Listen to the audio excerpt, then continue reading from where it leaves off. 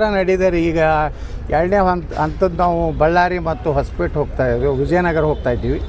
ಮುಂದೆ ಹಂತವಾಗಿ ಇದು ಅಧಿವೇಶನ ಮುಗಿದ ಮೇಲೆ ಹಂತವಾಗಿ ಒಟ್ಟಾರೆ ಈ ದೇಶದಲ್ಲಿ ಒಂದು 2-3 ಕಾನೂನುಗಳು ಭಾಳ ಅವಶ್ಯ ಇದೆ.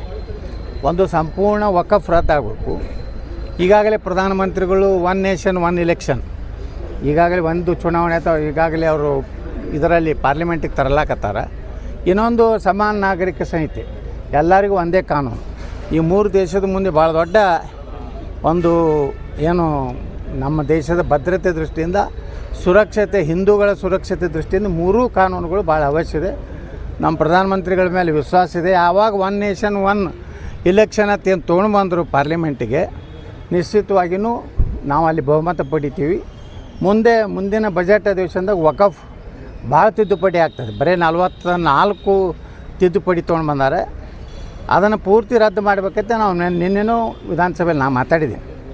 ಅದೇ ರೀತಿ ದೇಶದಲ್ಲಿ ಇವತ್ತು ನಾವು ಮೊನ್ನೆ ದೆಹಲಿಗೆ ಹೋದಾಗ ಕೊಟ್ಟಂಥ ಮಾಹಿತಿ ನೋಡಿ ನಮ್ಮ ಆ ಕಮಿಟಿಗಿರುವಂಥ IAS ಅಧಿಕಾರಿಗಳು ಸಹಿತ ಗಾಬರಿಯಾಗಾರೆ. ಇಷ್ಟು ಕೆಟ್ಟ ಕರಾಳ ಶಾಸನ ಇದೆ, ಇದನ್ನು ಪೂರ್ತಿ ನಾವು ಕ್ಯಾನ್ಸರ್ ಇದ್ದಂಗೆ ಇದೊಂದು ಹೇಳ್ತಾರೆ ಅವರು. ಮೊನ್ನೆ ಒಬ್ಬ ಬೆಂಗಳೂರು MLA ಭಾಷಣ ಮಾಡಿದ್ರು. 3 ಕೋಟಿ ಎಕರೆ ಕೃಷಿಗೆ ಯೋಗ್ಯ ಇದೆ, ಅದ್ರಾಗ 1 ಕೋಟಿ ಎಕರೆ ನಮ್ಮದಿದೆ ಅಂತ ಹೇಳ್ತಾನೆ. ಅದು 1 ಕೋಟಿ ಅಂದ್ರೇನು ಲಕ್ಷ ಅಂದ್ರೇನು ಗೊತ್ತಿಲ್ಲ ಪಾಪ.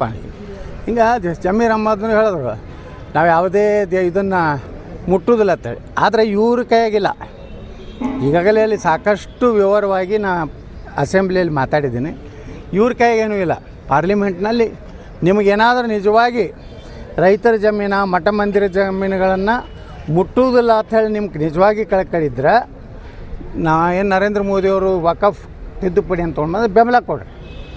ಇಲ್ಲಾಂದ್ರೆ ನೀವು ಮುಸ್ಲಿಮರ ಪರವಾಗಿ ಅದಿರ ಅಂಥೇಳಿ ಈ ದೇಶದ ಜನರಿಗೆ ಗೊತ್ತಾಗ್ತದೆ.